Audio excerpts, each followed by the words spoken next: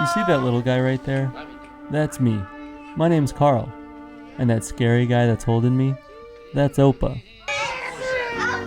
Just like any other kid, I was scared of my grandpa, but got along great with my grandma. Enough about me. Let's get into the story. This one starts during World War I. It was the First World War. He got drafted in 1914, he got out of that 18. He was in the bazooka shooting into Paris. You know, Opa went to America as a blind passenger. So he grabbed the back and he hit in the lifeboat. So he came back 1925 again. Oma didn't want to come to America. So he came back. And then he worked on the fishery. Yeah, he was in Bremerhaven, he had his own business. Building barrels, wine barrels. And then there was an opening in Elsfleth. There's a chief Hansu there with the herrings. They called the loggers in them days, the ships. They went to Greenland, and there was the only fishery in Germany in them days. The only herring that came to Elsfleth, he had 50 women there, 50, 55, 60 sometimes. They're packing the herrings in the barrels. You're not to throw them in, they had to pack them just like a sardine box. It was in charge of the whole damn thing.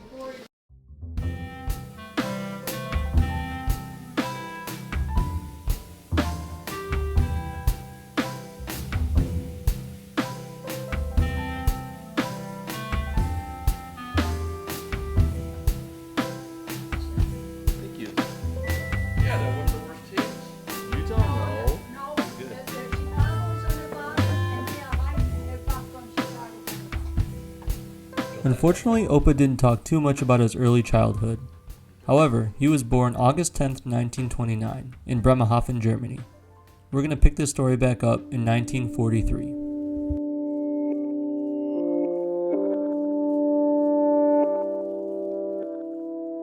I was just 15, and I had to go and put barbed wire around the northern coast of Germany. We slept in a upstairs in a tavern, and there was a dance hall. They throw straw in that damn thing. And you sleep on straw with about 40 guys. You sit over a long telephone pole in a ditch. They hang over the ditch on the pole. On Sunday was Sunday food. There was horse beans. They got them big goddamn horse beans. That was like stew. That's the only time you had something to eat. The other time you had some soup there out of a big goddamn commode. There was no meat in it, no nothing in it. There was no food there. There was nothing to eat. And I got drafted. The Volksturm, they called Volksturm in them days. From the Hitlerjugend into the Volksturm. That was a part of the army for young people. So we got basic training for the bazooka. Then we went to Brakel. There was an island on the Brakel that was next door by Elsfleth. In the Weser. There's an island. There we got about 500 goddamn bicycles, big people bicycles, and you had to build your own bicycles. Then you put the bazookas on the contraptions on there. And that was your outfit. You had to build your own bicycles. So. Let's recap. Opa had a pretty crazy childhood. He was given a bazooka and was forced into the Hitler Youth at age 15. He was born and raised in West Germany, but Oma, on the other hand, was in East Germany. Let's take a look at her story. I was born 1936, and that was on the Baltic Sea. And when I was 3 years old, the Second World War started.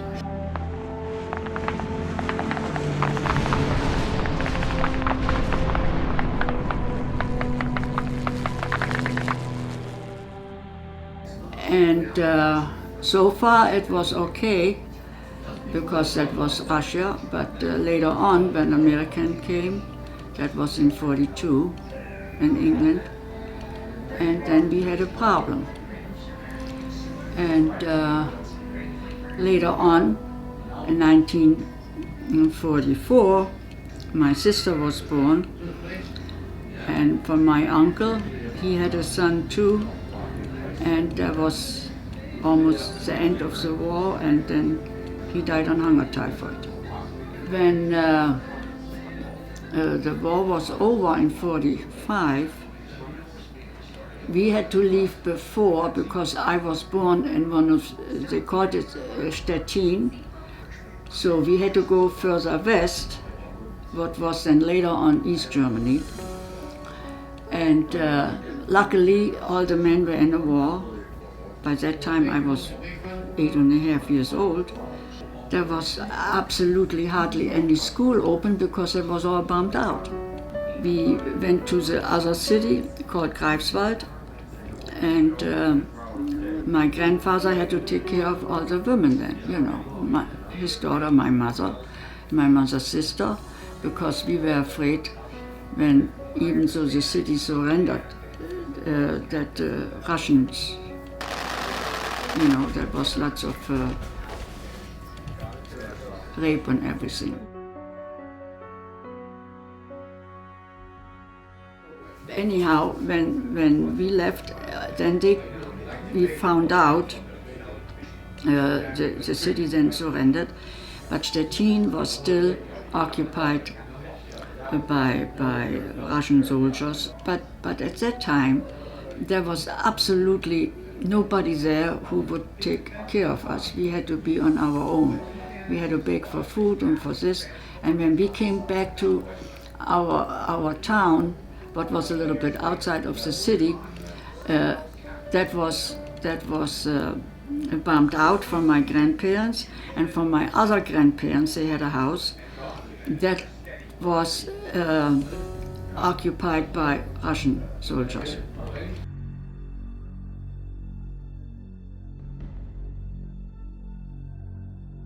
I went with my grandmother and we begged for food, because by that time I was about close 8.5 years old, you know.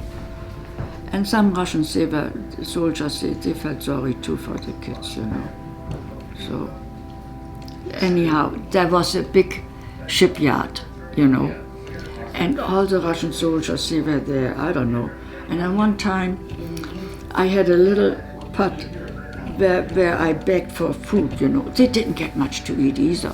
Sometimes if I go on daytime, one gave me a little bit, the other Russian, they got just lunch or some, and then I had a little bit food. So I went with my grandmother, and she made her look older than she was too, you know. So then they didn't harm the kids and the old grandmothers. And finally then we found out a place where you could get something to eat, but you had to walk and walk, I remember that. And then they had those big, they call it goulash kanon, those big kettles. It was just water and some, you know. So one time, I don't know if they knew that I left or what, I took that little milk pot, you know, that ceramic pot, and I went over there where the Russians get maybe something to eat again at night too. And there was a big stage, a big hall, you know, and then I saw all those guys in German uniforms, but that was the Russians, soldiers, they played on stage something, you know. And then there was one soldier, one Russian, he goes like this. And then I was supposed to sit down, you know. And then he pointed over there where they had those big kettles and where they got the food for the Russian soldiers, you know. And then he took my pot and then he filled it up. And boy, did I walk home, so everybody had a little bit something to eat.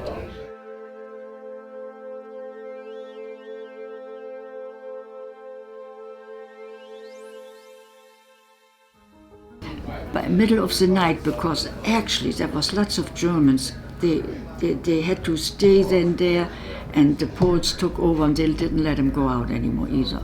They had to work for them then too, you know. So my grandfather, he said, we had to get out here. If we wait here longer, the Poles take over and they don't let us go out anymore.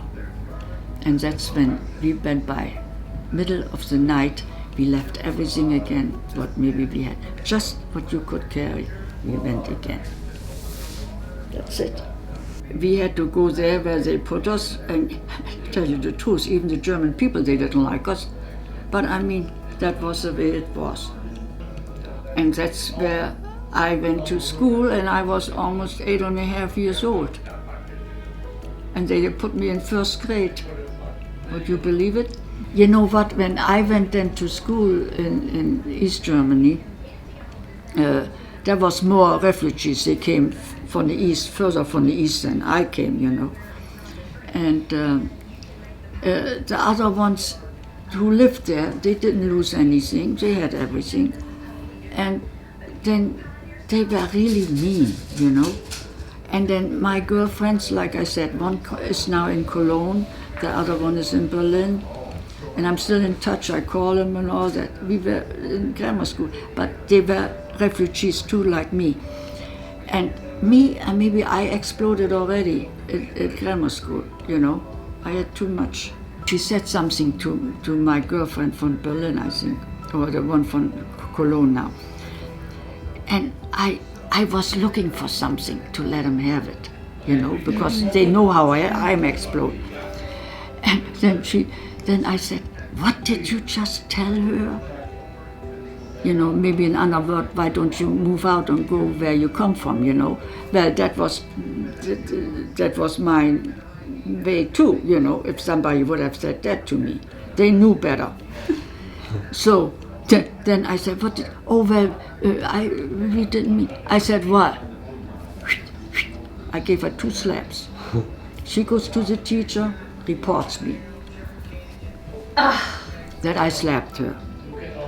My parents, we just had one room where we were. My father slept with my mother, and I slept with my sister. You know, we had a bed here, a bed there, in the middle of the table. That's all what we had. And so I came home, and then they were mad at me because my father says, "You coming home once more with this bad behavior?" I didn't care. She deserved it, all right. Like I said, they kept everything. They didn't have to go through anything. They were not bombed out.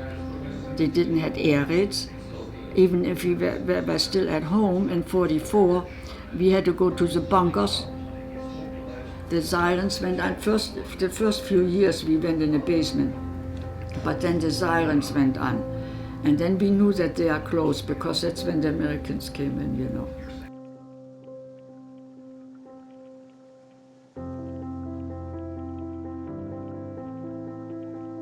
When I was done with grammar school, you go to business school for 3 years. You're a business school. You learn the trade.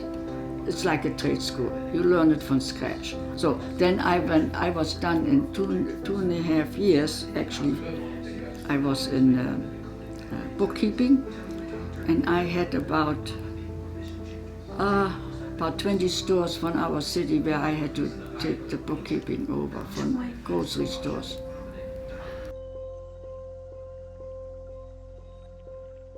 In 1943, there's always alarm. There's always alarm. They see the Americans, or there were American planes. They've gone over to Bremen, bombed Bremen, and from Bremen they went a little further to Berlin. They flattened all that. Hamburg, they flattened that. And when we came, I had to go to school every morning on the train, 10 miles, to Brake. Boy, they came over the Garden Weser, you know, that river there. Where you spit? The railroad was right there, and and with the machine gun in the plane, just really, they shooting at our train. We had red cars on the train. They know that it was a school bus, a school train. So a couple of my buddies got killed there. But when we had an alarm even, the train stopped. We had to get down, and they get down on the other side of the goddamn. It was terrible. It was absolutely unreal. Terrible. 450, 45, 46, Right. 47, there was no school. 3 years there was no school. But after the war, I had to go to the farmer and work at the farm. For 2 years, I worked on the farm. 4 houses. I had to milk 8 cows 3 times a day. Cut the hay, cut the wheat. With 4 houses in front of you. I was 16 years old. That was a pain in the ass. Her husband was in England as a prisoner. So I was the only helper. And the woman there was there. And she had a daughter. That's all. So I was with her, and we ran the whole goddamn farm. Oh. I had to go to another school and finish my bullshit, but I had English and I had Latin and all that crap. Latin, I was excellent in Latin because I had a professor. When I know somebody, I bought a book. And the professor taught you out of the book. And I had the same book. And I was the best in the class. Until he got transferred, and I got another goddamn son of a bitch. Another teacher? Yeah.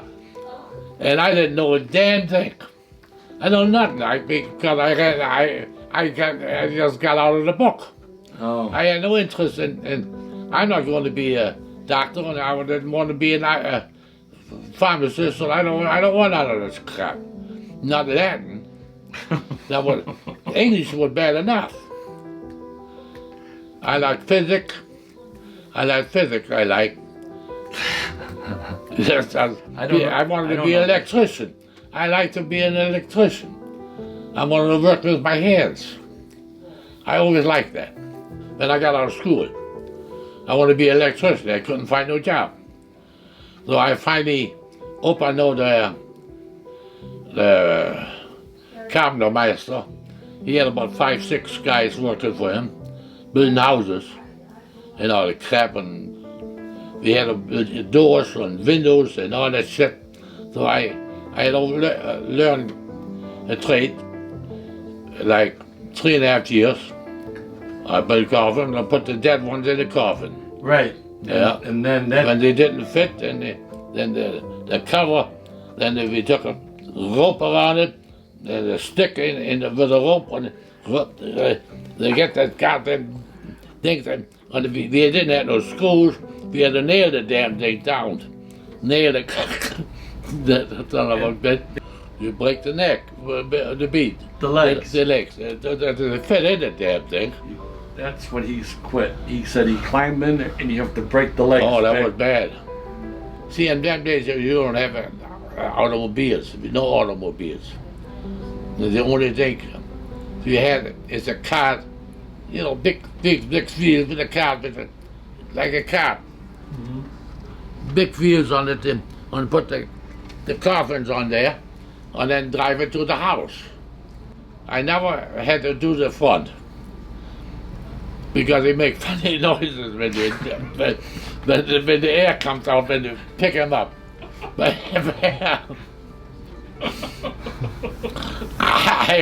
had to grab the legs, and my boss, Willem Schröder, you get Willem. Oh. Willem Schröder, his father, he was the boss. No, he was the front man, and so we whooped him in there, and they had to go over there and put the cover on that goddamn thing. Once, like that one guy, I never forget him. and we couldn't get, he blew up. He was a butcher master. He had a butcher shop in the city. Psycho, I think is the name. Oh, that was something else.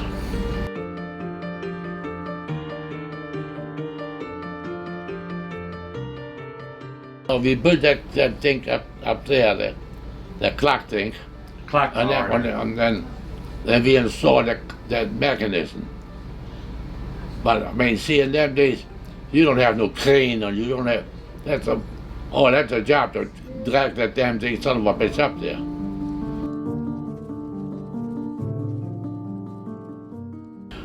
She worked at the bank, and so she got me a job because there was no jobs to be got. They got nothing. There was nothing there. 2 or 3 weeks in the bank, that was enough for me. I don't sit on the same damn desk, the same damn old people. I can't take that.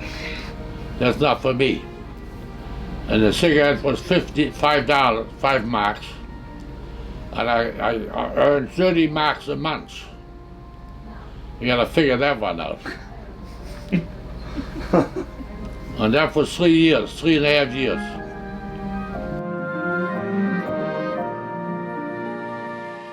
She was here by my father's brother. He was here in Chicago, Uncle Heine. Yeah, I seen him one time, and he said I would never make it, and I do yeah. So I had no use for him either. I was on my own.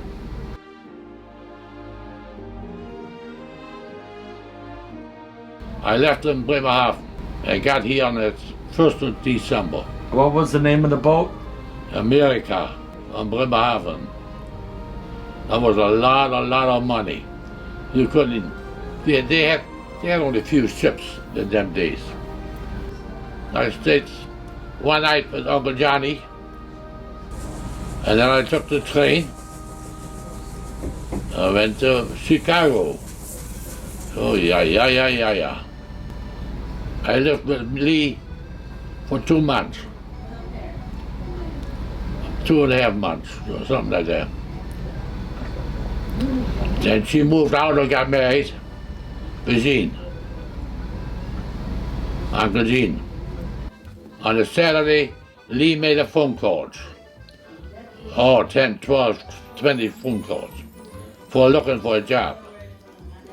Don't forget now, that was the 1st of December. Right.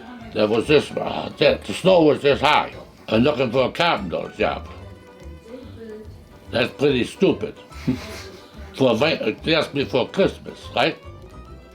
What the hell's going on? So they finally, but I needed a job close by, and looking at his telephone book, he found Lash, economy, a contractor. That was a Saturday. And he says, all right, he gotta be union, otherwise we cannot hire him. You know, you have to be union, otherwise you wouldn't get a job in them days. All right. Now then we found out, then we got on the phone, and she got on the phone because I didn't know how to talk yet. I don't really know what the hell they're doing. I don't know what's going on. There was a union meeting on that Monday. It was Saturday. I got home, I got early in the morning I got here. On Saturday, he talked to Les, I got a job. And Les told him that I'm no good, he gets fired at once. All right, okay, that's good. So, but he had got to be union. So I had to go Monday first, and at night I had to go to the meeting. And they told me $225 initial fee. That was a goddamn hell of a lot of money in 1952, I tell you. The next day, Wednesday, I think I started a job in Lash. I had to go. So that's what I had to do. I had to join the guy. They needed a guy, card player, Scott. You need 3 guys to play that. And eat Limburger, black bread, Limburger, and a big slice of goddamn onion on there. Oh yeah, mamma mia. But I did it. I had to go to work at 3:30 in the morning. 3:30 in the morning with my toolbox. That's a German hammer. They made it especially for me. But that's a German hammer because you put that, when you don't use it anymore, you don't have no place to put it, then you stick it in someplace. I don't know. That's the way it's built. He gave me $20 and a carton of cigarettes, 2.5 weeks later. He was so happy with me. I worked like a goddamn mother all over again. A few years later, then I had to get, I kept on going. We worked, and then I got drafted in the Army. But you were not a citizen yet. No, I had to wait five years. You have to work 5 years to become a citizen. Otherwise, you don't get. You can still be drafted and you go, but you don't get no leave. No. You don't get the same pay. No, you don't have no rights. They put you in the front line. You get front line and get cut, killed, and the ass had it then. Yeah. But anyhow, I told him I want the same rights, or make a citizen, or hell with it. I take my suitcase. I told them, but the FBI, they told me. I told them, they can kiss my ass. I take my suitcase and go home again. Period. Fatty. That's it. But anyhow, I finally made my citizenship. Oh, I was first to Fort Leonard, Missouri. Oh, what a rotten hole that place is. I was there, then they qualify you. Then they ask you every day in the morning or in the afternoon for a whole week. If you like a brown car, a red car, or a black car, or a white car, what kind of your car? Always the same thing. And all that stupid question. They qualify you. You go here, you go there, to different places. Army joints. So they put me in to tank battalion, to Fort Hood, Texas. Put you on the train, and then you were in Texas. I like Texas, yeah, but 4 weeks. You got 8 weeks basic training, but advanced training. I was 30 years old. I was grandpa of the whole goddamn outfit. I'm ROTC goddamn punk out of a high school. You know, one of those jackoffs tell me how to shave, or you don't even have to shave that son of a bitch. He was 18, 19 years old. He's lieutenant. They kiss my, I just grin him, you know, they stand you so far from the nose, scream at you. You're nuts. I had a rifle, they give you an old rifle, then they inspect the rifle, then they tell you the rifle is dirty. They're looking through that goddamn thing, rifle is dirty. So we went to Temple. Temple was a town right in front of the barracks in Fort Hood. I go to town, I want a woman there. I need a woman, god damn it. What's going on here? I couldn't find it. There was nothing available. The one that side. So I went across the street. There was a gin mill there, and there were a lot of women there. Oh man, a lot of them. So I had a woman, I found a woman. So we going to the motel or the hotel or whatever the hell I wanted to go. So, and she was in a taxi, and I was ready to step in, and son of a bitch, MP got me. Military police. I had to go to the barracks, had a report there and all that bullshit with the papers. I got court-martialed for hard labor. All right, what is that? I don't know. I don't know. I'm standing there. I don't know. No, he said, you remodel the kitchen, and when you finish with the kitchen, you go in the library, and yeah. That was the best thing ever happened to me. See, when you're in the Army, you have to have kitchen duties. You got milk, you got to put milk cans or peeled potatoes, or you just wash dishes, because they got 4 garbage cans. These are cans. This is paper, this is edibles, and some other junk. And you're all supposed to separate all it, boys from the girls. And I watched the garbage man come. He saw all the goddamn shit in the same goddamn, the same thing in the same machine. It's stupid. I mean, they tell you, you have nothing to say. We do the thinking for you. No, they do the thinking for me, all right.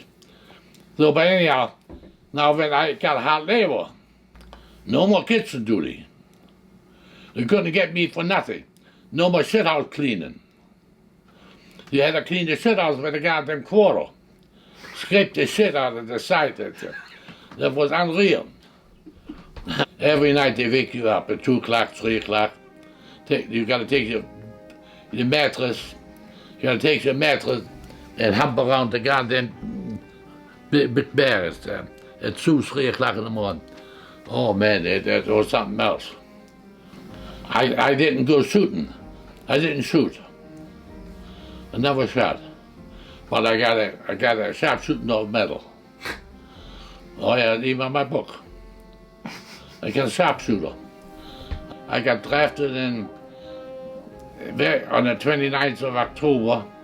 All right, it was in November, they say, and in March, everything was over with. So we had to go to Korea, get an order, got caught.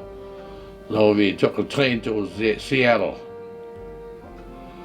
Then we got in Seattle, I got another order, Germany. I had to go with a train from Seattle to New York.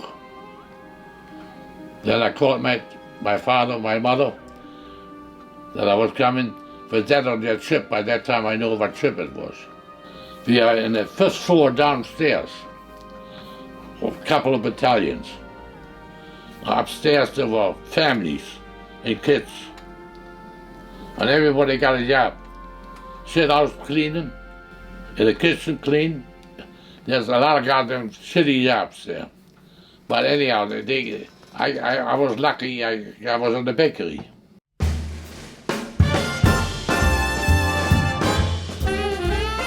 So I was in the bakery and someone burned bread out of the big chute. There was a big chute, and they were burning more bread than the bacon. Or cakes and all that shit, whatever the hell they did. I had to just shovel it out. So that was not too bad. But when you get down in the sleeping quarters, you sleep with 4 people over each other. Down in the basement.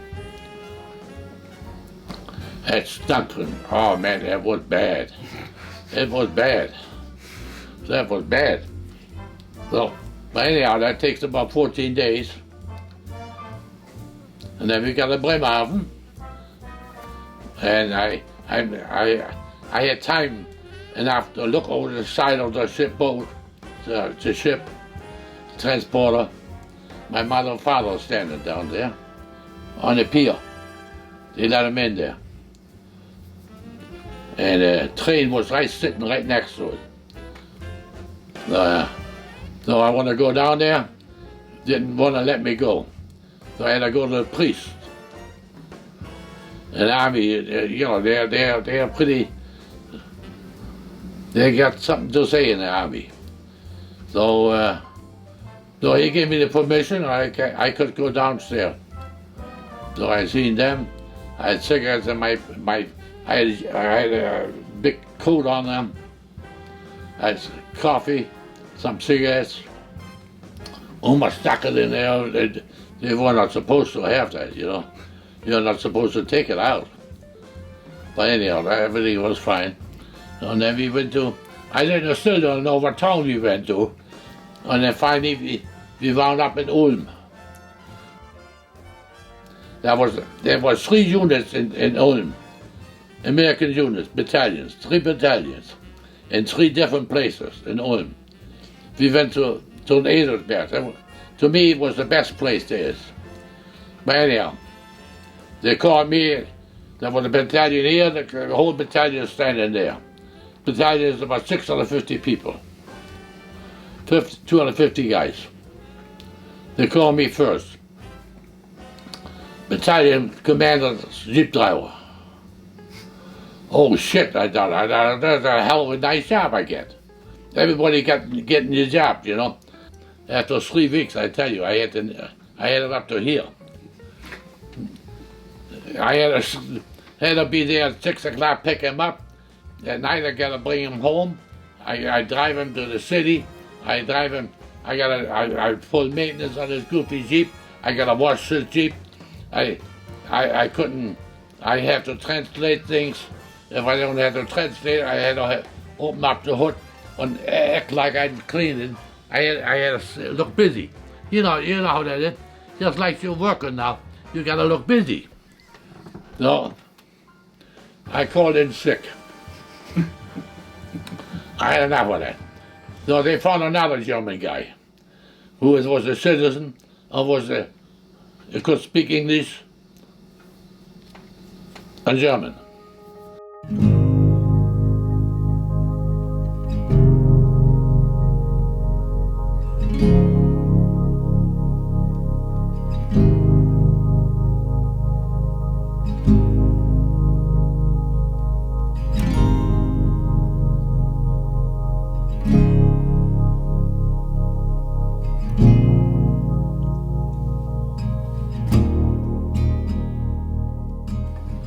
If somebody wants something built, if I do something for you, then you do something for me. That's the way it went in the army. Then I built for another place in the same town. I built a football field, that reviewing stand, with a big garden, all out of wooden nails.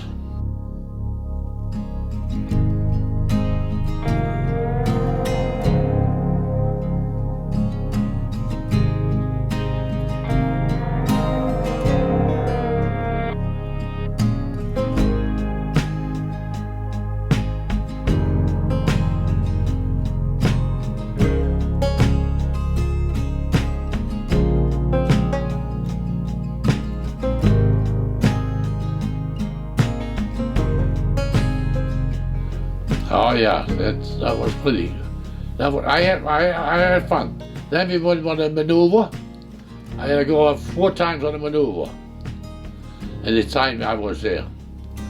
In summer, in winter, in spring, and in summer again.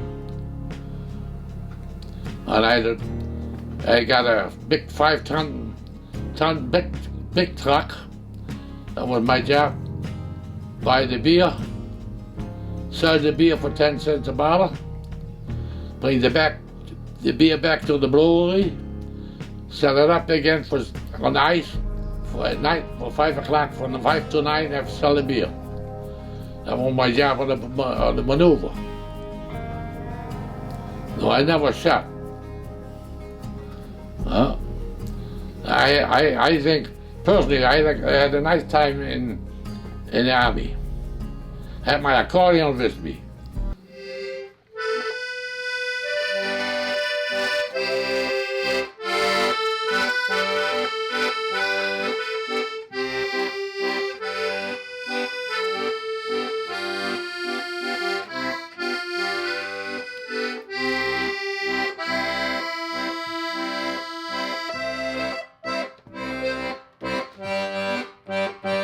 Germany, when I got in the barracks there, right away I got a car. I sold my car. I had an apartment here with all my shit. I gave it all away. What are you going to do with it, damn stuff? When I was done, luckily I had my grandmother in West Germany. She was in Hamburg, and that was from my father's side. And we found out that they were not around anymore.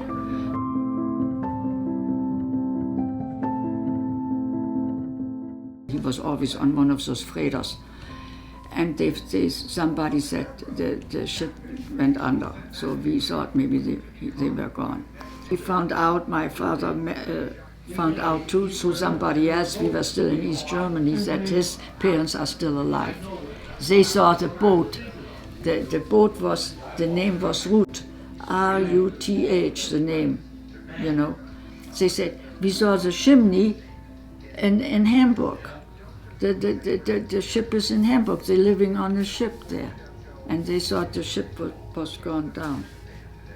My father came home in '44, and he lost a leg in Leningrad. That was in the war in Leningrad, you know, close by, on the Russian front. But luckily, if he wouldn't have lost the leg in '44, he never would have made it home in '45. Because he would have been sent That back. was almost the last ship that went out on the Baltic Sea, what we called Ostsee, von Leningrad up there. I had about enough. I was working then about close to a year. By that time I was 19, going on 20. And since I had relatives in West Germany, like my grandmother in Hamburg, and her sister was close by Munich. And they never had any kids, and since I went to her, what was outside of Munich, and I stayed with her 3-4 weeks, and then I took, because in Munich all the actors and film stars and everybody, you know, they lived in that little town. They call it Starnberg, and there was a big lake. That was where King Ludwig drowned too, in that lake. In the south. It's Starnberg, yeah. Mm-hmm. That was outside of Munich. And then I thought, before I liked little kids too and everything, and then I thought, everybody wanted girls for taking care of the children, you know. So then I did this. I was there maybe about a year, and that was too much. And then I went to somebody, it was Dr. Eckert, and then I watched his 2 children. You liked that family? And That's the one you really liked? That because Dr. Eckert's wife, she came from Ostpreußen too. She had to go through the whole routine too. And her parents, they were then in West Germany also. And so she knew what I went through, and they acted like I belonged to them somehow, you know. So they had a little one from 8 months, 7, 8 months, and another one from 2 some years. And so I stayed there, and they took me along when they had to go on a trip or something. And then later on, I was there about 3 years, and I'm going on, was I 23? One day I went to the movies. I was going to Garmisch, you know where Garmisch is? You gotta go Munich and Starnberg, and there was she working there. I guess she wanted to go to the movie, I don't know where the hell it is. And some car was behind me, and they slowed down, and I ran fast because on the car was a USA sign. And I thought, I don't speak no English, you know. So what am I supposed to? But that's whoever. So then the window got down. He had an Opel Kapitän at that time. I asked for directions. And he asked for directions. And then I said, for an American, you speak pretty good German. And then he says, okay, he says, I am German, I'm from Bremerhaven. I guess we exchanged telephone numbers or whatever they had. So I didn't go to the movies. He didn't go to Garmisch, maybe later on. But we were on the Starnberger See. We were sitting there, had a beer or whatever. And that's when I met Karl. And then I wound up with her.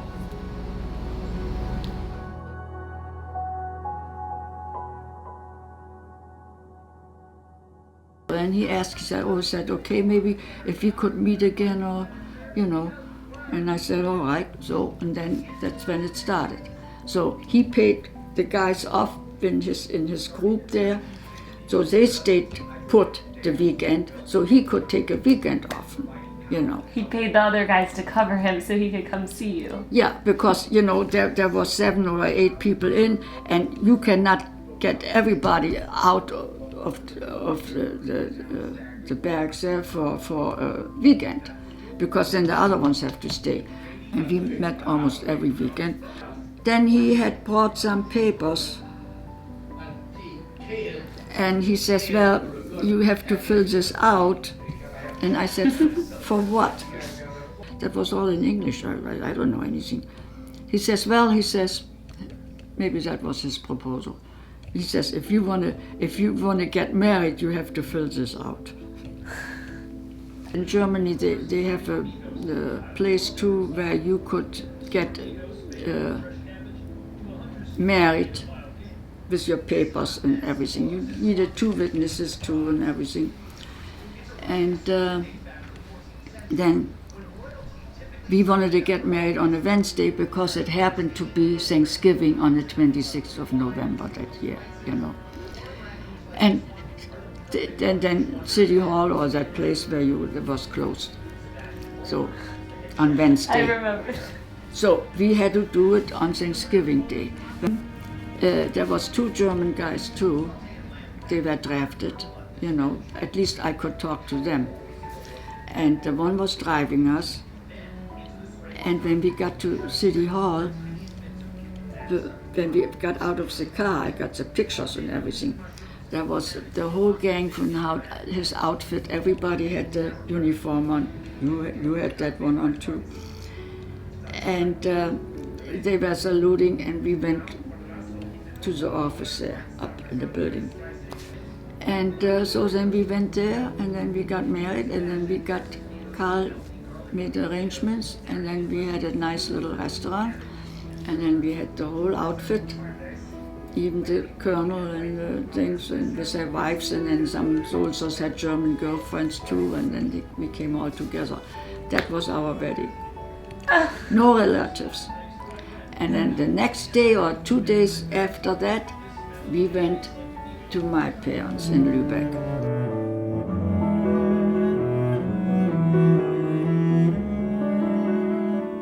So they had never met Karl before either. So Karl walks in, just like they know each other already for 10 years. Same language, same accent, And then we picked my parents up. I still got the pictures. And then we went to Karl's parents, and my sister went along too, and then we went to Elsfleth. And Karl and his dad and my father and Karl's dad, they were smoking, just like everybody knew each other already. No problem. That was our wedding.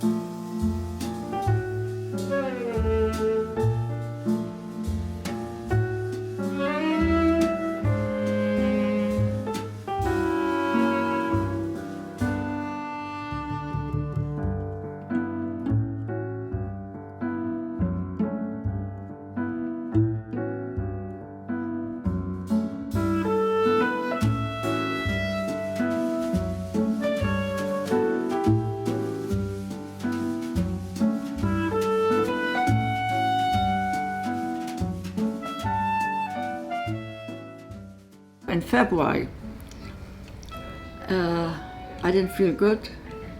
I found out I was pregnant. And I said, oh my God, I gotta go to America. They don't let you out, the army doesn't let you out after 7 months pregnancy because they think maybe something goes on the plane or what. You had to more or less out. And we had sent the papers in already long time. But that we didn't hear from anybody. So anyhow, when I found out I was pregnant, I said to Dad, I said, I gotta come over here. I said, I don't even speak English. And I thought, you know what you're doing. He says, well, it needs two to tango, you know. Was here by Karl's sister. Luckily, he had a sister, Auntie Lee, remember? Yep. And by the 7th month, then I got my papers together, and then Opa drove me. That was something else too. He didn't even go all the way to the airport to Frankfurt with me. He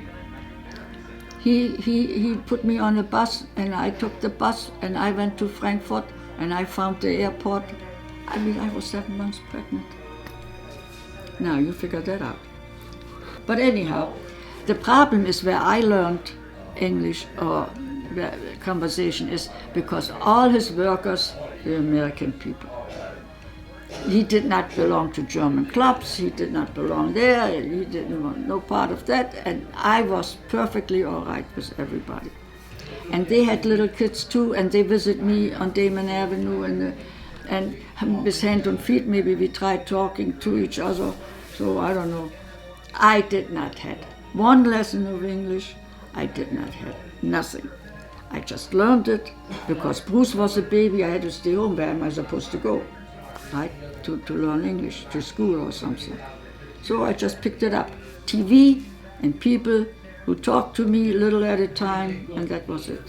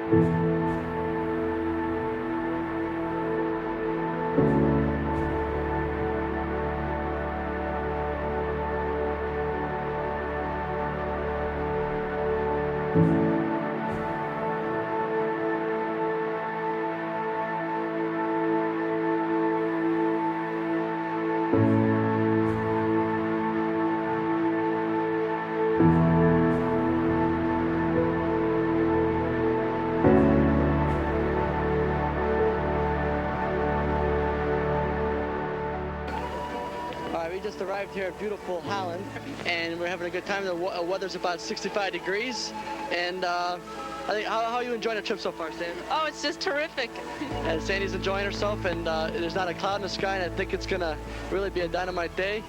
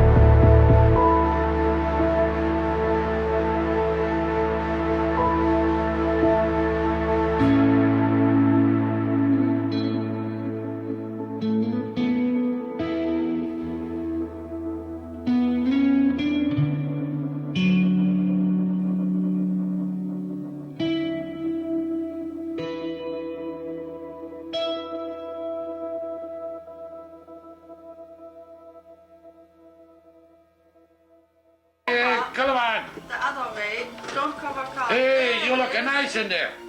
Yeah. Hey, look, come on there. Hey, I just want to say happy birthday. Okay. Und wenn Oma sagt, Opa ist goofy, but that's okay. At least Opa thought about you. Okay. Opa thought about you, okay? You want a fork? No, this is really, this is, She called me the soup. open your arms. Wow. This one, I think, Chris, that's really diamonds. Wow. Opa thought about you.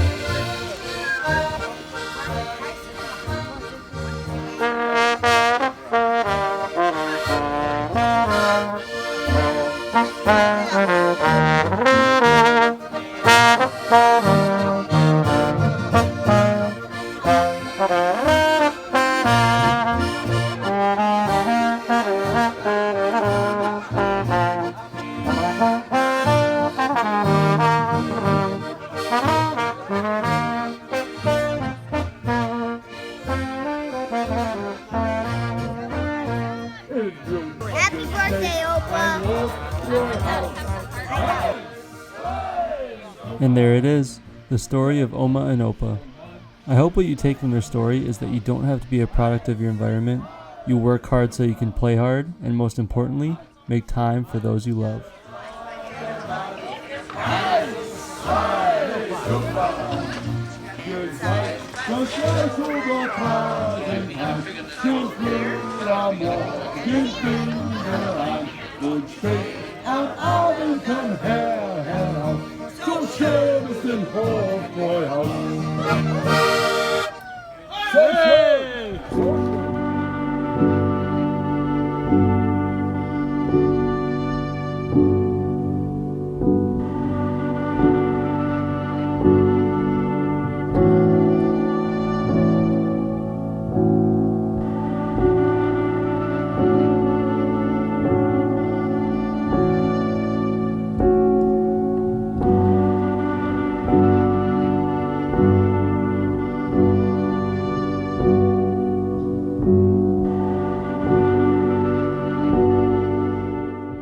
So what would you say to them? To Yeah. to your little kids when you have kids. Well, then I would say now listen at your parents and don't be greedy and be nice to each other. That's all that matters. Now you know when I sometimes explode. That's why. When I went through that and some other knucklehead wants to tell me this and that, you know.